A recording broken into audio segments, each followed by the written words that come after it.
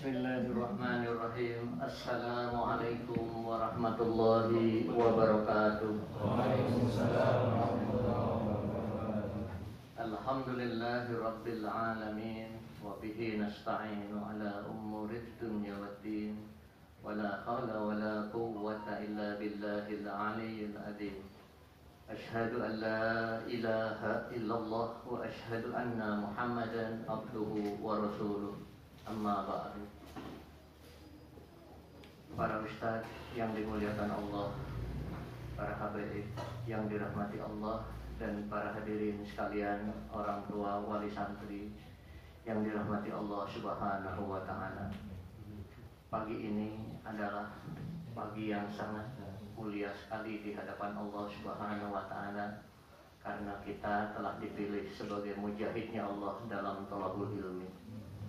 Allah Subhanahu wa ta'ala selalu memberi kenikmatan dengan terbitnya matahari.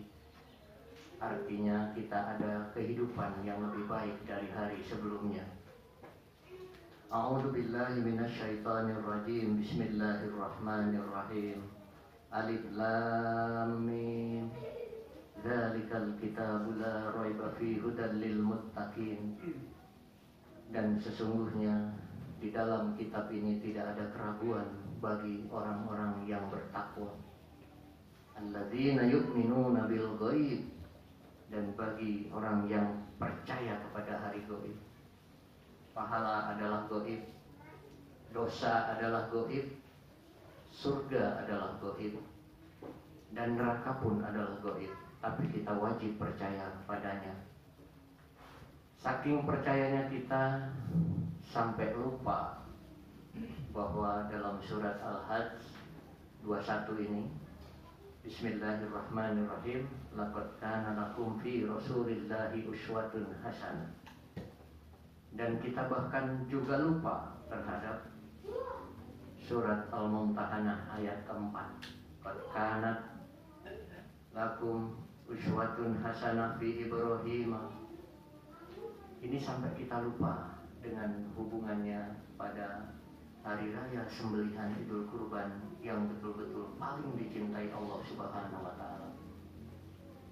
Di mana letak lupa kita?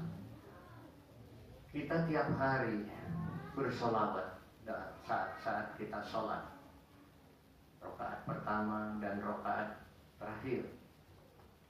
Allahumma salli ala sayyidina Muhammad wa ala ali sayyidina Muhammad kama shallaita ala sayyidina Ibrahim wa ala ali sayyidina Ibrahim. Demikian ucapan sholawat kita kepada dua baginda Nabi tercinta kita. Tapi pertanyaannya yang tadi saya nyatakan lupa, sudahkah kita menyembelih dengan cara baginda Rasulullah SAW? Sudahkah kita meniru daripada tauladan baginda Nabi Ibrahim alaihissalam? Ternyata di masyarakat kita masih banyak yang dhaif terhadap ilmu-ilmu ini. Maka 8 tahun tidak kurang saya meriset semua sembelihan yang ada di negara kita. Yang alhasil apa, saudaraku sekalian? Indonesia ternyata juara 1 dalam aniaya sembelihan Idul Kurban. Itu kata orang Eropa, utamanya negara tetangga kita Australia dan Inggris, hingga efek samping jelasnya kita tidak diberikan impor sapi dari negara tersebut. Bukankah ini aib? Bukankah ini kehinaan terhadap umat Islam? Tapi sesungguhnya apakah mereka menghina? Bukan. Karena mereka mengatasnamakan agama, mengkritik kita. Itu katanya Nabi Muhammad SAW mengajarkan yang terihsan dalam sembelihan. Pada kenyataannya tidak ada yang berbuat ihsan saat menyembelih. Tapi banyak kedoliman dalam sembelihannya. Pertama, dolim kata orang luar negeri ini, Pak. Sapi dibanting secara konvensional, ditarik kakinya. Menurut riset yang dilakukan di University Hannover Jerman, yang diprakarsai oleh WHO, ternyata Indonesia belum menerapkan ilmu sembelihan yang syariah kepada nabinya.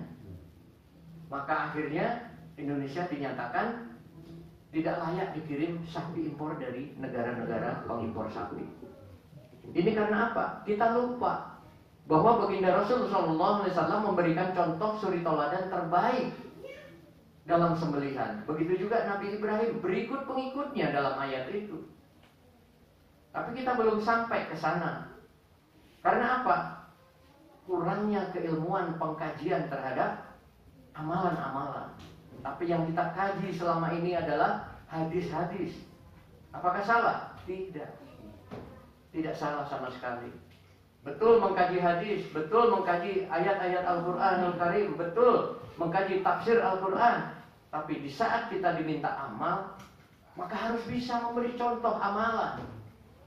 Bukankah yang diakui oleh Allah Subhanahu wa Ta'ala bukan hanya cukup keyakinan, tapi keyakinan yang diamalkan, sebagaimana baginda Rasulullah Sallallahu Alaihi Wasallam. Jadi ini proses kita untuk mengembalikan kepada fitrah bahwa kita adalah umat terbaik. Kalau kita dinyatakan oleh Allah sebagai umat terbaik, artinya apa? Ada pada pundak kita sebagai khalifah fil ard. Khalifah fil ard itu apa? Khalifah fil ard itu mujahidnya Allah Subhanahu wa Ta'ala, yang mendakwahkan agama Allah Subhanahu wa Ta'ala dengan amalannya, bukan dengan teorinya. Ya, ini. Kita semua sudah punya keilmuan sembelihan. Kita sudah punya membuat cara yang ihsan dalam sembelihan. Tapi kita belum berbuat sebagaimana ruh sembelihan Nabi Ibrahim alaihissalam, ruh sembelihan Muhammadur Rasulullah sallallahu alaihi wasallam. Yang terjadi apa? Kedzaliman demi kedzaliman bertumpuk dengan kedzaliman, yang artinya kita tidak ubahnya sebagai pemoro daging kurban. Karena apa? Pemoro daging itu tidak konsekuensi terhadap keilmuan agama. Karena apa? Tidak konsekuensi. Dia tidak mengetahui bahwa hewan kurbannya disembelih dengan tidak tauhid. Artinya apa? Menurut penelitian yang dinyatakan daging kualitas terbaik, nanti ada videonya. Daging yang kualitas terbaik itu yang kadar darahnya cuman 0 sekian %. Karena disembelihnya dengan cara yang ihsan. Nah, yang tidak ihsan bagaimana? Yang tidak ihsan itu akan menjadikan pembuluh darah dalam daging itu pecah. Nah, kalau sudah pembuluh darah dalam daging ini pecah, apa yang terjadi? Yang terjadi adalah kita mengkonsumsi syariatnya daging, hakikatnya kita mengkonsumsi penyakit asam urat, darah tinggi, dan kolesterol. Yang demikian ini akan kita bagikan kepada sahibul kurban, kepada sahibul kurban dan pada mustahik. Salah siapa ini? Bukan salah penyembelih yang tidak bisa berbuat ihsan, tapi salahkan diri kita. Gara-gara saya tidak mampu sembelih, hingga akhirnya tukang jagal menyembelih dengan tidak cara ihsan. Bukankah kita tahu bersama? Hadisnya sahih. Jika engkau hendak membunuh, bunuhlah dengan cara yang ihsan. Jika engkau hendak menyembelih, sembelihlah dengan cara yang ihsan. Apa makna daripada hakikat ihsan? Ihsan adalah berbuat baik dan menyenangkan sembelihan. Jadi jangan sampai kita menyembelih cukuplah halal. Kita tahu bersama hadisnya, di mana menyembelih cukuplah dengan Bismillahi Allahu Akbar, seizin Allah, sudah halal. Tapi yang kita inginkan, naikkan level keilmuan kita, sebagaimana Allah ciptakan langit. Di atas langit ada langit, di atas langit ada langit. Paling tertinggi adalah arsinya Allah Subhanahu wa Ta'ala. Betul? Paham sampai di sini? Saya ingin adakan ciptakan kader sembelihan yang ihsan dan thayyib. Kalau sekarang saya tanya, saudaraku bisa mengiris tahu? Ayo jujur jawab. Bisa, alhamdulillah. Mencit sapi teh teu ubahna mengeureut tahu. Allahu Akbar. Karena apa? Allah ciptakan Al-Quranul Karim ini benda langit, saudaraku. Benda langit, bukan benda dunia. Begitu juga Allah ciptakan ilmu syariah kepada baginda Rasulullah SAW. Itu benda langit yang tujuannya untuk syariah itu untuk mengamalkan secara mudah.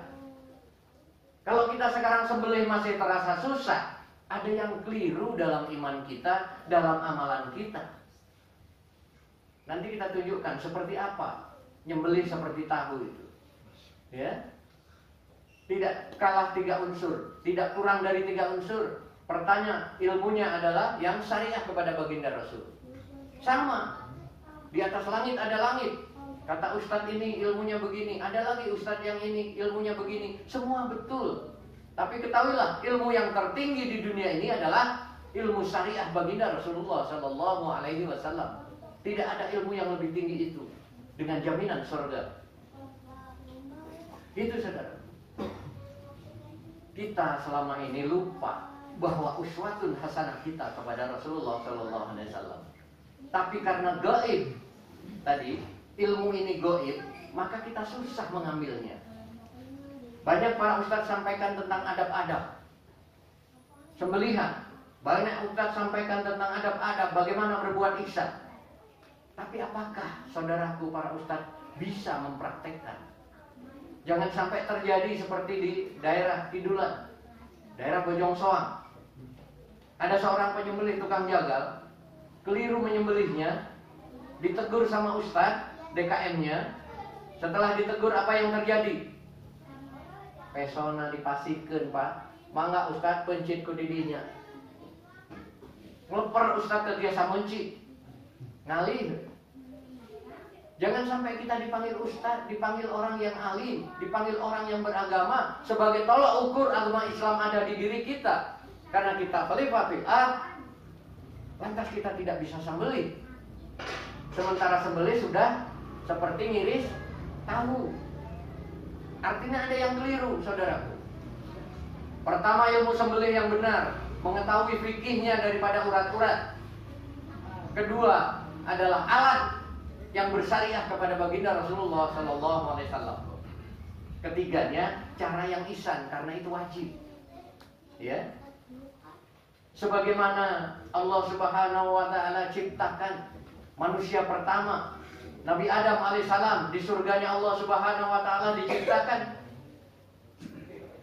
Saat ruhnya ditiupkan, apa yang terjadi, saudara? Ada firman Allah Subhanahu Wa Taala dalam hadis qudsi yang tidak dicantum dalam Al-Quranul Karim. Firman Allah yang pertama kepada namanya manusia yang disebut Nabi Adam alaihissalam. Ada yang tahu? Mohon maaf, kalau tebakan ini yang sudah mengetahui pengajian saya, jangan dijawab. Yang belum mengetahui saja, sejujur, nanti saya kasih kaos GSB sama peso sembelihan domba. Yang bisa menjawab. Ini ada hubungannya dengan sembelihan Idul Kurban. Firman Allah yang pertama diberikan kepada Nabi Adam alaihissalam setelah ditiupkan ruhnya, nyampe hidungnya, begitu nyampe tenggorokannya, apa yang terjadi pada Nabi Adam alaihissalam? Nah, ini saudaraku yang penting. Baik, saya jawab sendiri, berarti pesonya buat saya lagi. Ya, saya kasih peluang lagi, silahkan dijawab. Apa firman Allah Subhanahu Wa Taala? Kalimat perintah dari Allah Subhanahu Wa Taala. Maka setelah ditiupkan ruhnya, begitu nyampe hidungnya dan tenggorokannya, maka ruh ini berhenti dan membuat Nabi Adam alaihissalam bersin. Bersin itu tidak lebih dari 2 detik. Bahkan ada yang 1 detik. Tidak ada bersin itu yang 3 detik. 3 detik bersin misalnya. Sin. Beraya. Paling gede bersin. Nah, 1 detik. Paling panjang 2 detik. Itu hubungannya dengan Idul Kurban, sembelihan. Kanjeng Nabi Muhammad SAW menyembelih onta, tidak ada yang 3 detik, 2 detik, 1 detik semua. Lihat alatnya, lihat caranya, seperti itu. Nah, yang kita lakukan riset selama ini, maka saya temukan satu formulasi sembelihan 1 detik, bahkan setengah detik. Subhanallah. Dan ilmu ini rahmatan lil alamin karena bisa mudah ditiru oleh umat Islam. Jadi tidak alasan bagi kita para mujahid Allah Subhanahu wa taala untuk tidak bisa sembelih kalau sudah punya 3 perkara ini tadi dibahas, ilmu yang syariah kepada baginda Rasul, alat yang syariah kepada baginda Rasul, dan cara yang ihsan. Demikian. Jadi Nabi Adam alaihissalam setelah ditiupkan rohnya, dia bersin, maka apa perintah Allah Subhanahu wa taala? Wahai Adam, sebutlah olehmu alhamdulillah. Itu sesungguhnya kalimat syukur. Maka Nabi Adam alaihissalam yang terwariskan ke kita, diajarkan baginda Nabi, kita bersin maka alhamdulillah. Ini hubungannya dengan sembelihan. Kata alhamdulillah ini artinya kita bersyukur telah ada kenikmatan dalam bersin kita. Maka hewan yang disembelih itu 1 detik dalam kenikmatan, itu riset. Yang dirisetnya 1500 tahun setelah baginda Rasul tidak ada, di Hannover, Jerman oleh WHO, dan kita diwakili oleh UGM, dokter hewan, berangkat ke sana. Dan daging-daging itu dipisahkan menjadi 4 kategori daging sembelihan. Nanti ada videonya. Setelah diperiksa semua oleh para dokter ahlinya, maka dinyatakan oleh WHO bahwa daging yang layak dikonsumsi itu dengan cara sembelihan syariah Islam. Bukan yang di stunning pistol, bukan yang dibius, bukan yang di palu godam. Nanti videonya ada 4-4-nya. Nah, kalau kita sudah dimuliakan oleh non-muslim, orang WHO itu mayoritas non-muslim, Pak. Para asatid non-muslim. Bahkan ketua daripada peneliti risetnya Profesor William Doctor School itu Yahudi. Subhanallah. Mereka mengakui sembelihan umat Islam ini terbaik, tapi begitu masuk Indonesia bukanlah yang terbaik ternyata. Ini kan satu kehinaan. Karena apa? Salah kita satu sebetulnya. Kita melepaskan pangkat kita. Pangkat kita sebagai khalifah fil ard. Nabi Adam alaihissalam diciptakan untuk apa? Khalifah fil ard. Subhanallah. Apa khalifah fil ard? Wakil-wakil Allah di dunia dalam berdakwah ilallah. Apakah kita sudah ambil tugas itu? Tugas kita bukan hanya sebagai ustaz, tugas kita bukan hanya sebagai ahbaib, bukan hanya sebagai dokter, dan bukan hanya sebagai insinyur. Tapi khalifah fil ard yang jadi dokter, khalifah fil ard yang jadi ustaz. Demikian. Jadi pangkat utama yang kita gunakan bukan pangkat-pangkat duniawi. Karena apa?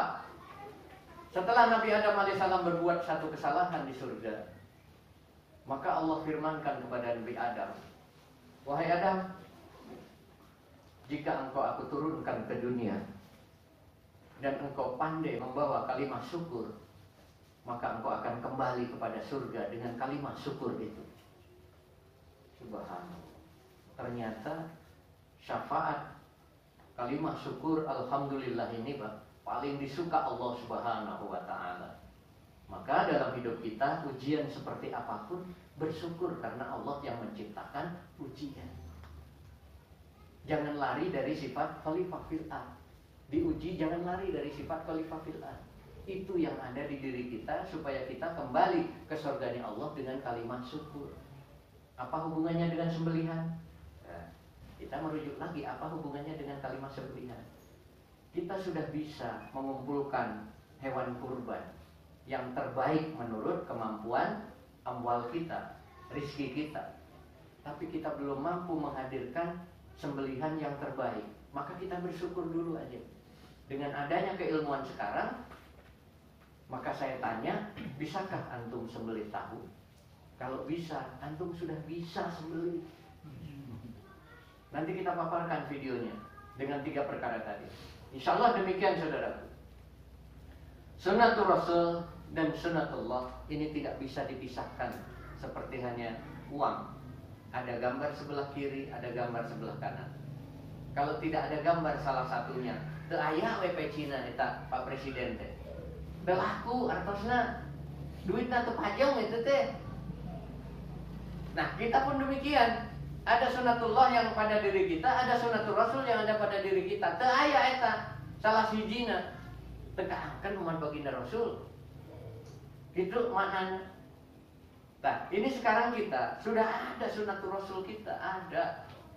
Begitu kita meyakini la ilaha illallah itu Allah yang maha memberi, yang maha menciptakan, yang maha segalanya dari sekian sifat, maka kita sesungguhnya sudah diberi setrum.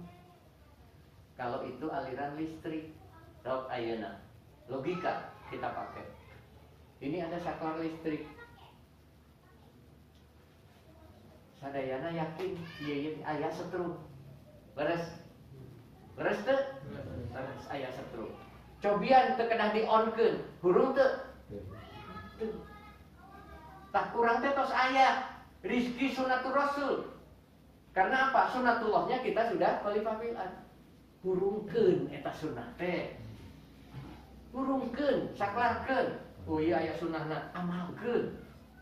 Oh iya aya sunnahna, amalkeun. Ieu teh aya sunnahna, ulah diamalkeun. Tah kitu maksud teh.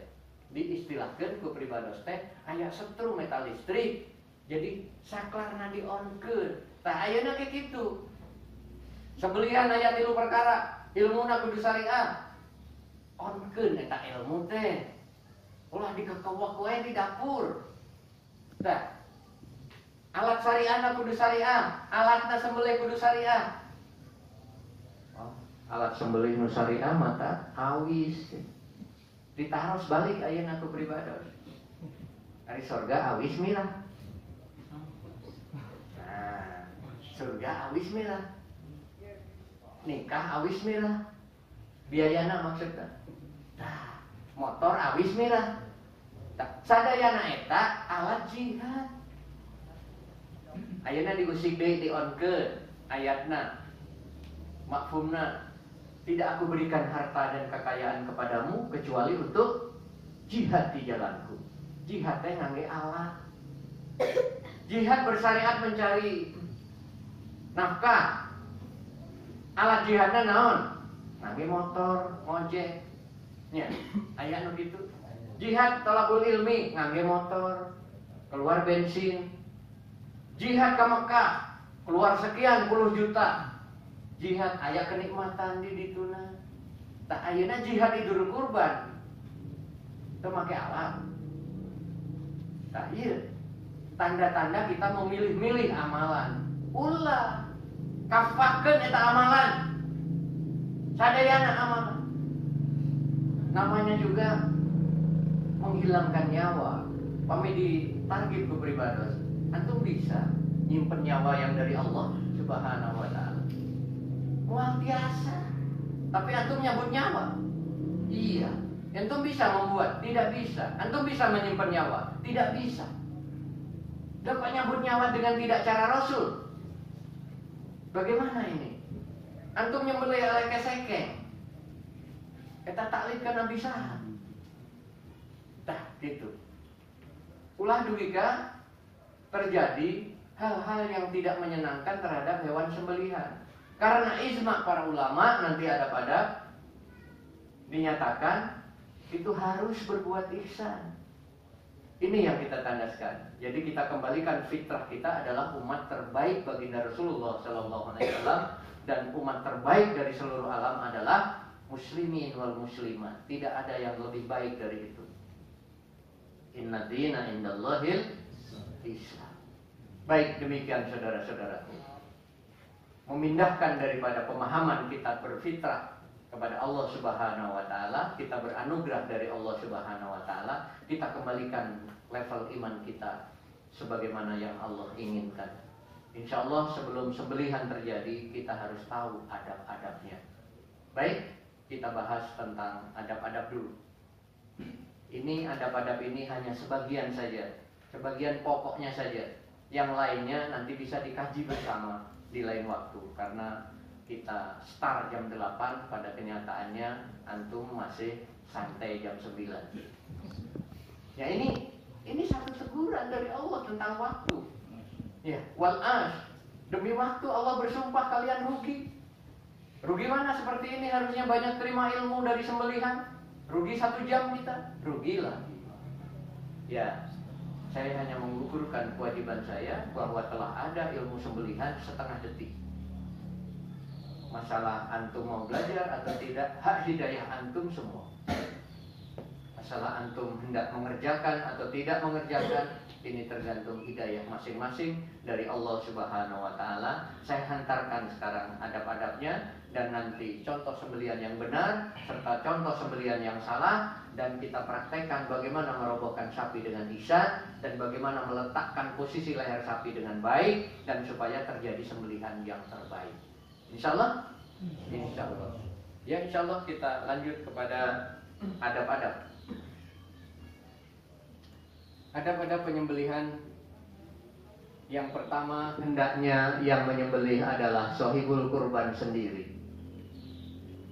Ya, dengan hadis, jika dia mampu ya, jika tidak maka bisa diwakilkan orang lain, dan sahibul kurban disyariatkan untuk ikut menyaksikan. Ini ada hadisnya saudaraku, tidak saya cantum ya.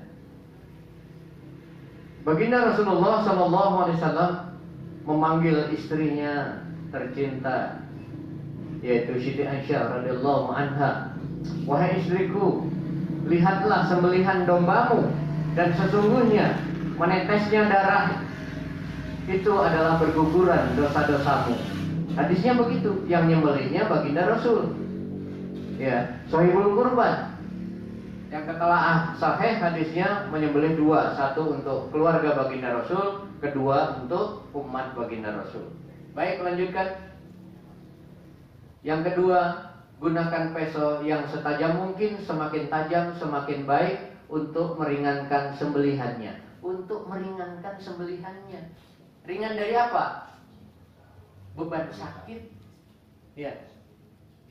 Ini berdasar hadis dari Syed bin Aus radhiyallahu anhu bahwa Rasulullah sallallahu alaihi wasallam bersabda demikian, sesungguhnya Allah mewajibkan berbuat ihsan dalam segala hal. Jika kalian membunuh, maka bunuhlah dengan ihsan. Jika kalian menyembelih, sembelihlah dengan ihsan. Hendaknya kalian mempertajam pisaunya dan menyenangkan sembelihannya. Mempertajam pisaunya dan menyenangkan sembelihannya, seperti tadi saya bahaskan. Seperti apa pisau yang tertajam? Mohon maaf, ada pisaunya. Nah, ini. Mohon disampaikan ke atas ini, pisau kecil dan pisau panjang, cukup 2 saja.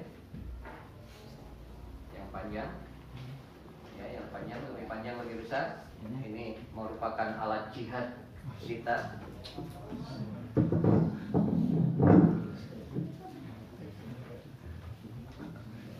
Ukuran tajam di kita Indonesia. Kalau misalkan ini untuk sembelih domba, sembelih kambing, sembelih biri-biri. Kalau belum bisa sembelih sapi dengan cara teknik garuk. Karena apa? Saya ciptakan sembelihan bukan hanya dorongan, tapi juga teknik garuk selain daripada teknik tarikan. Nah, ini sebelum disembelih harus dites dulu pesonya, apakah sudah bisa seperti ini. Nah, harus seperti ini minimal. Kalau sudah bisa seperti ini, barulah kita naikkan levelnya. Kalau seperti ini minimal bisa 5 domba. Ya, kalau sapi di antara 2 dan 3.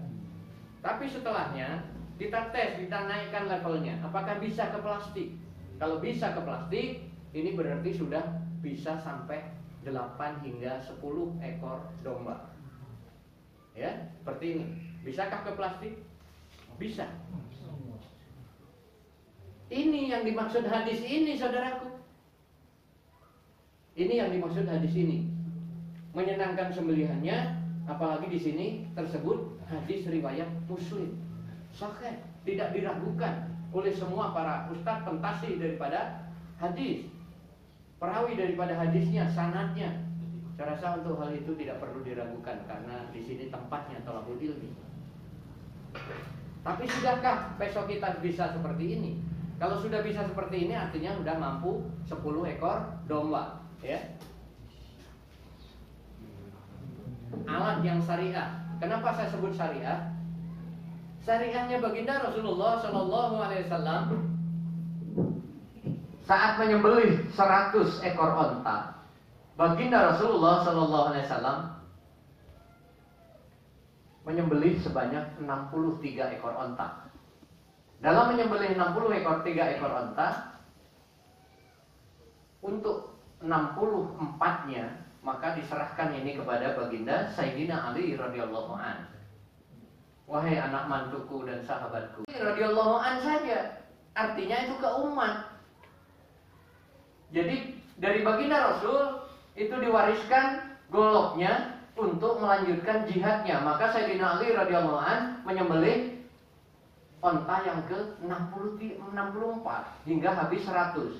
Pada posisi 63 baginda Rasul menyerahkan, maka baginda Rasul sampaikan kepada Sayyidina Ali radhiyallahu an, cek urang mah asa we eta kana kulit naon baginda? Eta kana pelana onta.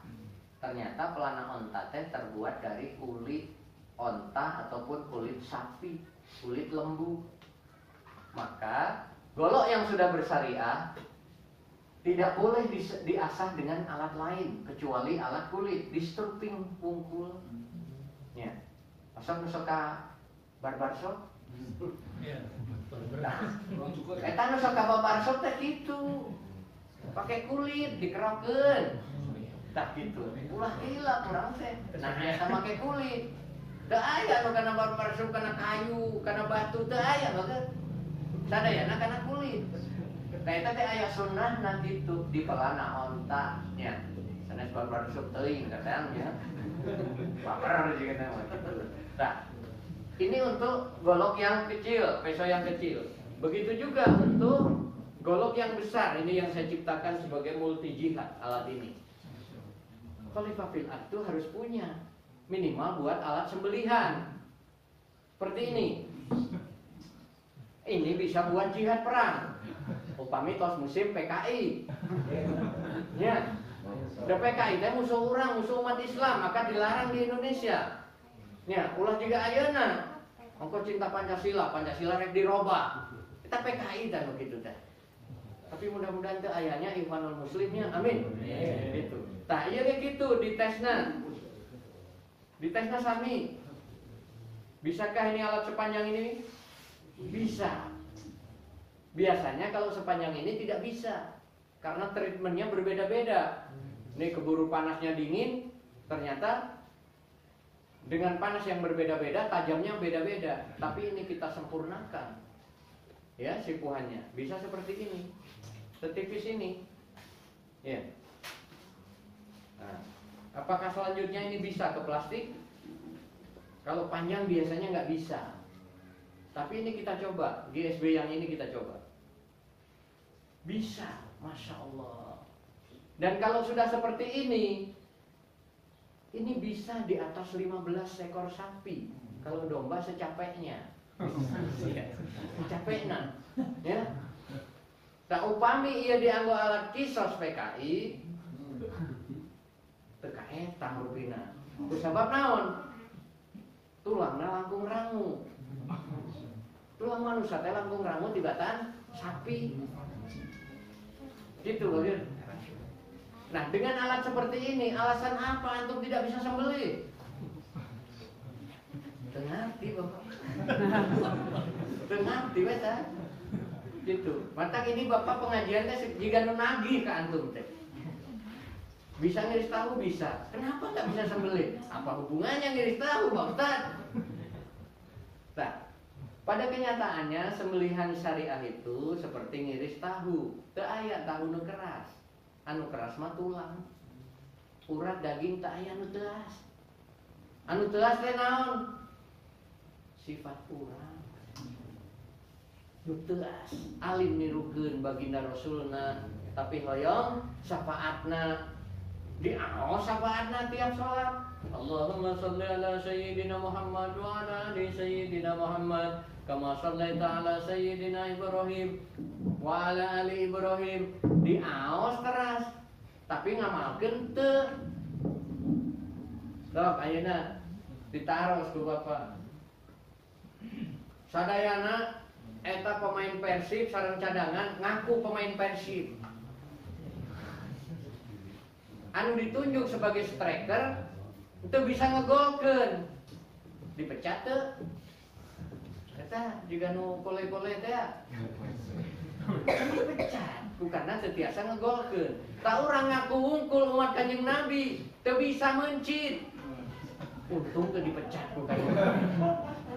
Untung tak teu dipecat ku Kanjeng Nabi. Kunyaahna Kanjeng Nabi teu acan aya urang oge didoakeun. Ini kurban buat umatku ya Allah. Kita sudah dikurbankan seekor domba oleh Kanjeng Nabi. Begitu cintanya baginda Rasul. Begitu saudara. Insyaallah kita lanjut. Tentang alat jihad yang tajam seperti itu ya syariahnya. Cuman kalau ini baru mampu sekitar 30 sampai 40 sapi tanpa ngasah. Kalau baginda Rasul mah 63.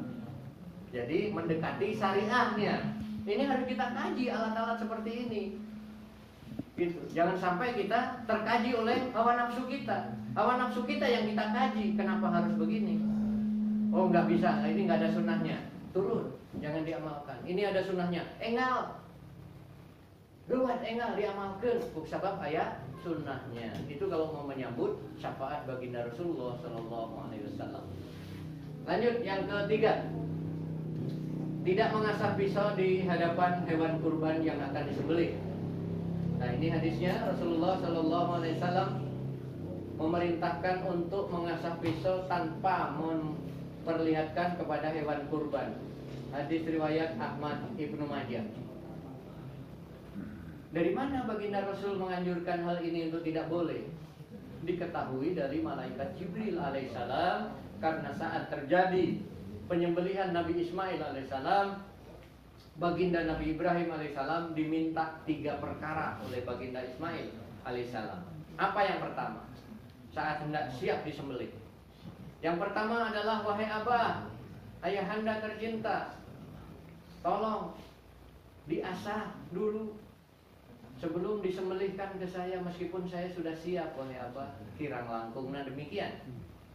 Maka mau diasah di depan Nabi Ismail alaihissalam. Abah stop heula, ulah diasah di payunan abi Abah. Mangga di balik batu. Maka hingga akhirnya di balik batu diasahnya. Terus itu balik deui, sudah putraku, meskipun dengan cucuran air mata, tidak tega melihat putranya sudah terlentang. Apa yang terjadi? Abah dites heula, Abah bisi teuteurak, bisi nyeri. Allahu Akbar. Wadillahil hamd. Akhirnya dites oleh Nabi Ibrahim alaihissalam. Ngetesna ku Nabi Ismail, tekenging di payunan Nabi Ismail alaihissalam. Abah ulah di payunan abi soak, cek kurang Sunda mah. Jadi putra kita ini akan kita sembelih punya sifat soak, punya sifat grogi, punya sifat takut manusiawi. Maka dites di balik batu oleh Nabi Ibrahim alaihissalam. Allahu Akbar di depan, Allahu Akbar di kanan, Allahu Akbar di kiri. Belah semua batu. Maka muncullah takbir kita, Allahu Akbar, Allahu Akbar, Allahu Akbar. Eta takbir ngetes bedo. Subhanallah. Sekarang kita tidak dites heula, langsung dipencit, eleke-sekeng. Jadi girahnya kepada Nabi Ibrahim alaihissalam hilang dalam sembelihan. Tidak ada ruh Nabi dalam sembelihan. Yang ada ruh moro daging. Gitu. Kusabab atas nama agama, tahlil, tahmid dan tasbih atas nama agama, tapi sembelihannya tidak seperti pembawa risalah agama, yaitu Rasulullah SAW dan baginda Nabi Ibrahim alaihissalam. Berarti paham juga kadia? Paham. Berarti kita harus ngambil sunnahnya Rasulullah sama baginda Nabi Ibrahim alaihissalam. Lanjut. Yang keempat, menghadapkan hewan ke arah kiblat. Insya Allah sudah pada tahu semua. Jadi hewan menghadap kiblat itu kakinya dan badannya. Tapi ibadahnya hewan kurban tidak menghadap kiblat saja. Sama seperti onta kalau kita tahu di Madinah itu. Ya, begitu juga di Haramain di pasar itu. Saat mau disembelih, dia dihadapkan ke kiblat. Ternyata begitu lihat peso ke sinar matahari mengkilap, takut, dia lari ke samping kiri. Apakah dihindari sembelihan? Tidak, dilangsungkan meskipun dia menghadap ke utara. Ya, itu artinya mananya darurat. Nah, kalau kita bisa menghadapkan ke barat, maka hadapkan ke barat, tapi minimal zat sembelihannya. Lehernya bisa ditangkarakeun. Ya. Supaya apa? Supaya nyaman dalam sembelihan dan supaya mudah dalam sembelihan. Demikian cara ibadah hewan kurban. Yang kelima, membaringkan hewan di atas lambung sebelah kiri, kecuali darurat. Kalau darurat bisa ke sebelah kanan juga bisa. Yang penting tidak hilang daripada Bismillahi Allahu Akbar. Ya, demikian. Lanjut. Menginjakkan kaki kiri di leher hewan. Ini untuk kambing, untuk domba. Kalau onta bahkan dengan cara berdiri. Ya, dalam Al-Qur'anul Karim seperti itu disampaikan. Begitu juga sapi tidak perlu diinjak. Ada sapi yang diinjak lehernya karena tidak paham tadi. Terjadilah insiden. Tidak saya sebut masjidnya ya. Terjadi insiden sampai nyungsep. Orangnya sampai nyungsep ke lubang darah karena lubang darahnya terlalu besar. Ada insiden seperti itu. Ya, insya Allah kita lanjutkan. Ya, insya Allah kita lanjutkan yang ke-7. Yang ke-7, bacaan ketika hendak menyembelih. Ya, sudah hafal semua insya Allah. Para ustaz sudah tahu semua. Lanjut. 8, dianjurkan untuk membaca takbir. Takbir ini minimal 3 kali. Ya. Disunahkan minimal 3 kali. Saat hendak menyembelih 1 kali takbir, saat menyembelih 1 kali takbir, saat proses sakaratul maut hewan 1 kali takbir. Ya. Kalau selanjutnya mau takbir lebih lama lagi, alhamdulillah. Tapi yang disunahkan ini 3 aja. Menyambut sembelihan, saat sembelih dan saat proses sakaratul maut. Tujuannya apa secara gaib? Tujuannya adalah untuk menghadirkan ruh taat malaikat Allah Subhanahu wa taala ada pada ketaatan kita yang mengamalkan di area sembelihan. Lanjut. Yang ke-9, menyebut nama orang yang jadi tujuan dikurbankannya hewan tersebut. Jadi harus disebut ya. Nama fulan bin fulan, fulanah binti fulan harus disebutkan. Itu tersebut namanya alamat di akhirat nanti saat dihisab kita tergantung daripada nasabnya. Nasab orang tua kita, nasab kakek kita, nasab buyut kita, nasab cicit kita. Sedemikian. Ya, kita lanjutkan. Yang ke-10, ini yang terpenting. Nah, dalam sembelihan itu seueur-seueur teuing fikihna teh. Ieu nu penting nama. Pastikan bagian tenggorokan, kerongkongan, 2 urat leher kanan kiri telah terpotong. Nah, ieu teh urat hulkum. Hulkum teh saluran napas. Nah, ieu mari teh naon? Eta teh saluran makanan. Nah, ini biasanya saluran makanan ini lebih kecil, tapi yang gede itu saluran napas. Ya. Saluran napas. Nah, ini urat ini di sebelah kanan dan kiri daripada sapi. Nah, kenapa ini posisi seperti ini? Nah, saat posisi sapi seperti ini ditangkarakeun kieu teh, urat ieu teh naik ka luhur. Urat ieu teh naik, arteri dan vena ieu naik ka luhur. Saat ini ditangkarakeun dengan ganjel di sini. Ganjel di sini dengan berat badan yang lebih berat turun, dengan berat kepala turun, maka ini dengan ganjil naik, maka urat ini ikut naik. Nah, untuk menyembelih dengan mudah, maka 4 jari daripada rahang ini nanti dipraktekkan. 4 jari dari rahang ini itulah posisi yang paling keras dan regam. Yang paling keras dan regam, bukan tegang ya. Kalau tegang antum itu, tegang, stres itu tegang. Ya, tapi paling regam, paling kencang. Nah, eta anu mudah dipencit mah. Tapi upami mencitna rada ka dieu tah. Ieu benten deui tukang jagal biasana aya tukang jagal di dieu. Mencitna rada ka dieu. Pernah Pak, kita diundang tukang jagal sama dinas kesehatan. Ditaros ku pribados. Pak, kunaon mencitna rada ka dieu? Kunaon? Abi hoyong ieu jujur ayeuna karena Allah. Mohon Pak Ustaz, abi teh mencit aya ka dieu teh hoyong dipaparin hulu langkung panjang. Allahu Akbar. Eta jujur tukang jagal teh. Hoyong dipaparin hulu langkung panjang, ulah aya pamrih. Ya, ulah aya pamrih. Jadi ikhlas sunniyah eta sifat para sahabat. Ikhlas mengamalkan sunnah. Apa saja yang berkaitan dengan sunnah, ikhlas saya amalkan semata-mata mencari ridha Allah Subhanahu wa taala. Da ketua panitia mah pasti terangeun. Kami tukang jagal kieu dipaparin hadiah kieu. Aya sunnahna eta teh. Aya sunnahna. Baginda Sayyidina Ali radhiyallahu an menyembelih 2 ekor domba. Begitu tukang sembelih mau pergi, dipasihan dina kantong kampret urang mah dina kain teh. Apa ieu buruhna. Terus gitu bade pamit. Kanjeng saya pamit dulu, alhamdulillah sudah diberi buruhna. Tapi kanjeng Sayyidina Ali ngambil kepala domba. Pak, ini hadiahnya. Jadi tukang sembelih teh istimewa, Pak. Di payunan para sahabat mah, di payunan kanjeng Nabi mah istimewa. Karena apa? Pencabut nyawa, wakil daripada malaikat Israel untuk hewan. Gitu.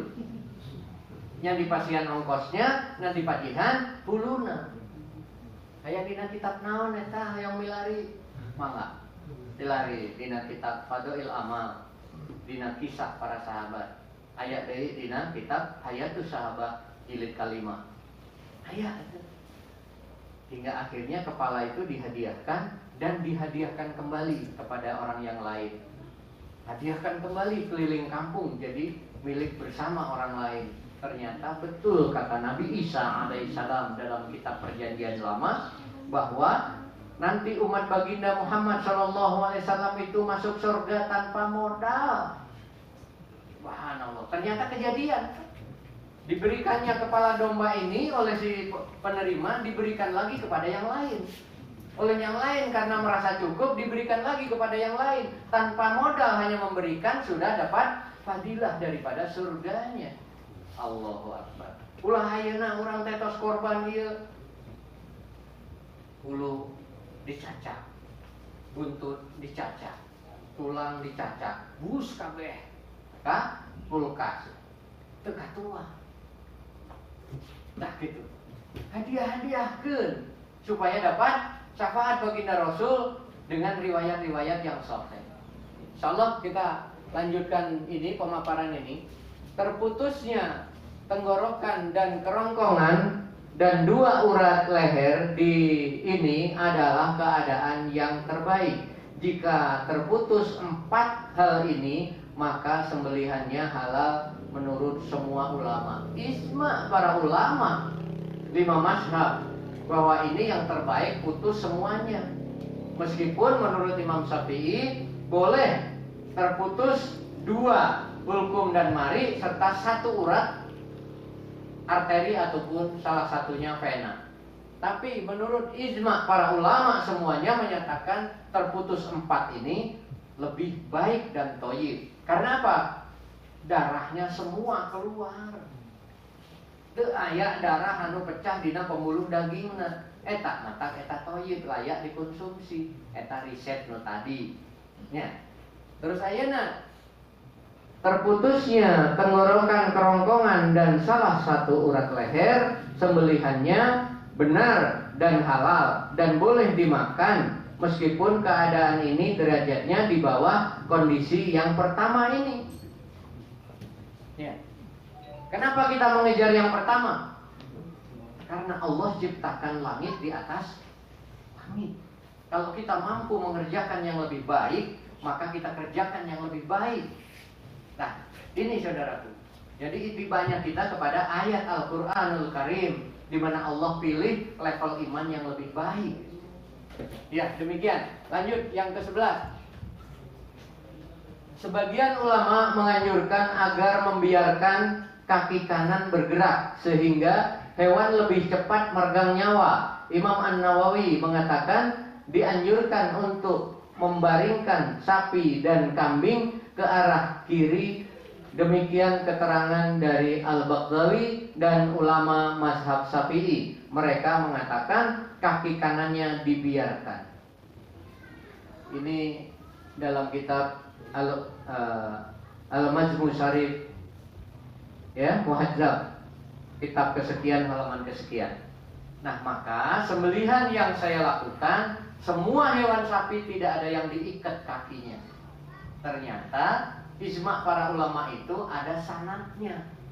Saat Nabi Ismail alaihissalam akan disembelih dan sudah diikat semua tangan dan kakinya, maka Nabi Ismail alaihissalam ngadawuh ke ayahandana, ayah ulah dibengket sakabehanana ayah, abi tos pasrah, maka dilepas tangannya, kakinya saja supaya untuk merejat kemana-mana. Setelah itu barulah sembelihan terjadi dan diganti oleh biri-biri oleh Allah Subhanahu wa Ta'ala. Jadi kalau sudah ijma' para ulama dan sudah risetnya ditemukan, badai kamana orang teh menyimpang dari itu. Ya, tidak bisa menyimpang dari itu. Ini riset dilakukan baru tahun-tahun kemarin, tapi ini hadis dilakukan, subhanallah, tekirang di 1000 tahun kamari. Amalan dilakukan tekirang di 1500 tahun kamari. Bu para sahabat Kanjeng Nabi. Nah, kalau riset sudah ada, hadis sudah ada, ayat sudah ada, badai kamana orang ngamalkeun di luar eta. Eta nu tak can kapikir ku pribados teh. Gitu. Maka cekap kantun anu nomor 12. Tidak boleh mematahkan leher hewan sebelum benar-benar mati. Para ulama menegaskan perbuatan semacam ini hukumnya dibenci karena akan menambah rasa sakit hewan kurban. Demikian pula menguliti binatang, memasukkannya ke dalam air panas dan semacamnya. Semua itu tidak dibolehkan dilakukan kecuali setelah dipastikan hewan itu benar-benar telah mati. Nah, ayeuna orang merujuk heula ayeuna dina pemikiran belanja ayam di pasar. Nah, ayam di pasar saat nama pangmencitkeun, bencit. Terus gitu dicemplungkeun kana cai. Darah ke acan keluar. Dicemplungkeun kana cai kusabab naon? Supaya enggal pae. Supaya cepat mati, cemplungkeun kana air. Kira-kira pangarsa darahna keluar teu? Teu bageun. Etan teu toyib halal sembelihna tapi teu toyib awon dikonsumsi. Anom keneh tos darah tinggi, anom keneh tos kena setru, anom keneh tos kena kolesterol, asam urat. Eta salah urang ulah nyalakeun panyawa. Gitu. Apalagi kalau musim Idul Kurban kita mengundang tukang jagal, belum mati sakaratul maut masih ada, tos dipeseng, tos dileungitkeun huluna. Karena apa cenah? Da urang teh aya order deui di palet itu. Tuh, itu mata kudu urang. Kalau kita tidak adakan perubahan tetap pakai tukang jagal yang konvensional, maka kita sama dengan mendiamkan kemungkaran dilakukan di depan mata. Naon sangsina? Jikalau kemungkaran dilakukan di depan mata kita dan kita mendiamkan itu, maka kita disamakan dengan pelaku kemungkaran.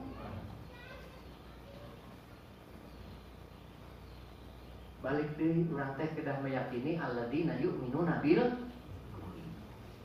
eta hadis eta tos gaib.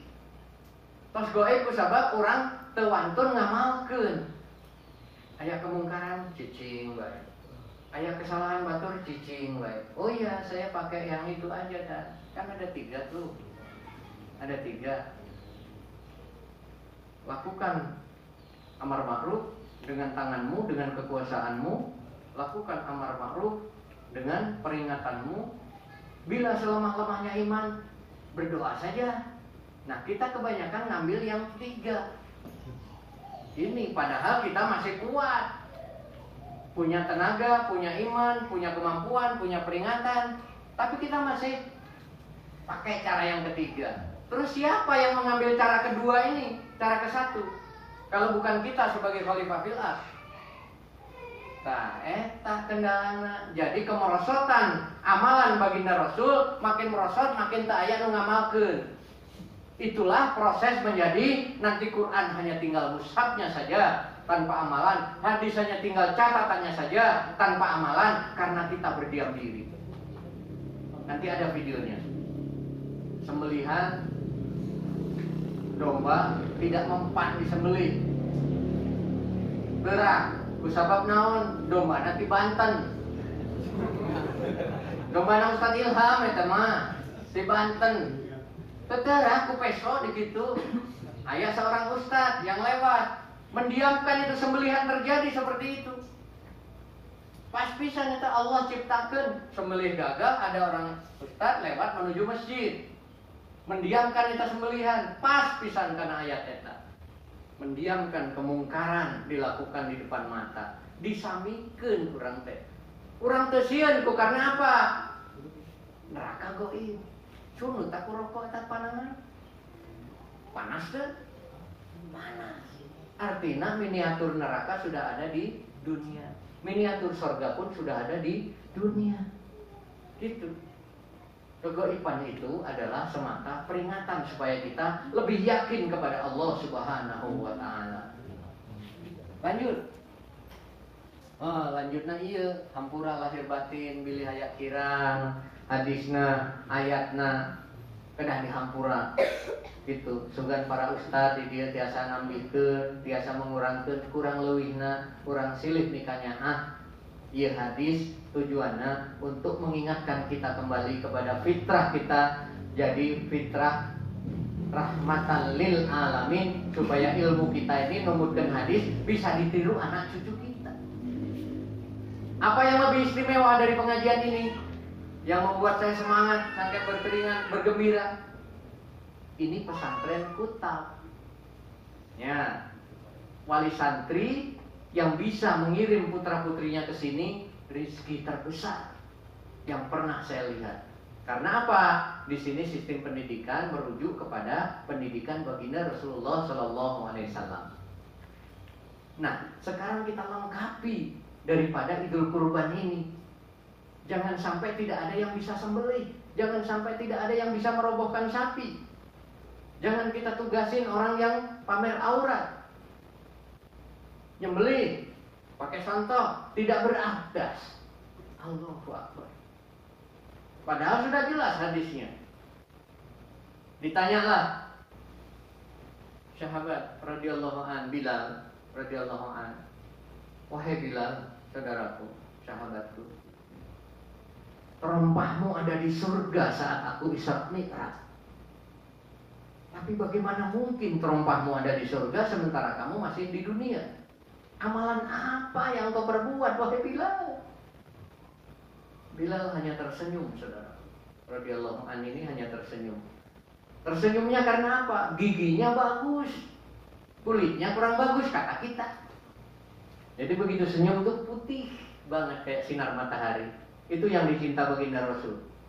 Ya, dari para sahabatnya. Amalan apa, wahai Bilal, hingga terompahmu ada di surga? Tolong jawab, wahai Bilal. Ternyata jawabnya sederhana. Wahai kekasih Allah, aku tidak mampu bersedekah kecuali dengan senyumku. Aku tidak mampu bersedekah dengan hartaku karena aku adalah hamba Allah yang du'afa dalam harta. Tapi aku selalu menjaga abdasku. Allahu Akbar. Jadi menyembelih onta, menyembelih domba, kita saat menyembelih itu harus punya abdas. Ini yang kadang-kadang lupa, ya. Kadang-kala lupa. Akhirnya apa? Saya cuplik satu kisah. Ada seekor domba, bukan seorang domba ya. Ada seekor domba datang kepada baginda Rasul. Wahai kekasih Allah, wahai Nabiullah, wahai Rasulullah, aku tidak mau disembelih. Ditanya oleh Rasulullah SAW, kenapa wahai domba engkau tidak mau disembelih? Bukankah tugasmu dihidupkan Allah untuk berkhidmat kepada umatku? Betul wahai Rasulullah, aku untuk berkhidmat, tapi aku tidak mau disembelih. Karena apa? Maka dijawab, orang yang menyembelihnya sholatnya tidak benar ya Rasul. Artinya kita ini ahli masjid yang harus bisa sembelih. Ya, bahasa yang tidak diucap oleh domba. Misalkan domba itu berucap, ya Rasulullah, aku ingin disembelih orang yang sholatnya betul. Begitu. Tapi ternyata domba ini bilang, akhirnya masih menjaga aurat ruh kita. Yang menyembelih saya, sholatnya tidak benar ya Rasulullah, dan alatnya tidak benar ya Rasulullah. Sholat dan alat. Allahu Akbar. Mengkaji diri kita lagi. Apakah harta kita sudah buat alat jihad atau belum? Apakah kita lebih cenderung memberikan harta waris kepada anak tanpa alat jihad? Tidak ada sana diwariskan. Lihat lagi. Mohon maaf, Kiai, saya sampaikan ini semata-mata karena saya seperti belahan jiwa dari saudara-saudaraku sekalian. Kita akan dipertemukan lagi di akhirat. Apa yang kita ucap dihisap lagi. Bagaimana mungkin disebut Khalifah fil ard, mujahidnya Allah, tidak punya alat jihad? Coba. Bagaimana melindungi anak istri kita yang punya la ilaha illallah? Dengan cara apa? Bagaimana melindungi agama Allah saat ulama kita dihina? Dengan cara apa? Tidak punya alat jihad sampai sekarang, sementara Allah Subhanahu wa taala ciptakan ayat. Tidak aku berikan harta dan kekayaan kepadamu kecuali untuk jihad di jalanku. Jihad kudu nganggo alat. Maka diciptakan ku pribados teh alat yang bisa menyembelih sapi dengan cara cepat, menyembelih PKI dengan cara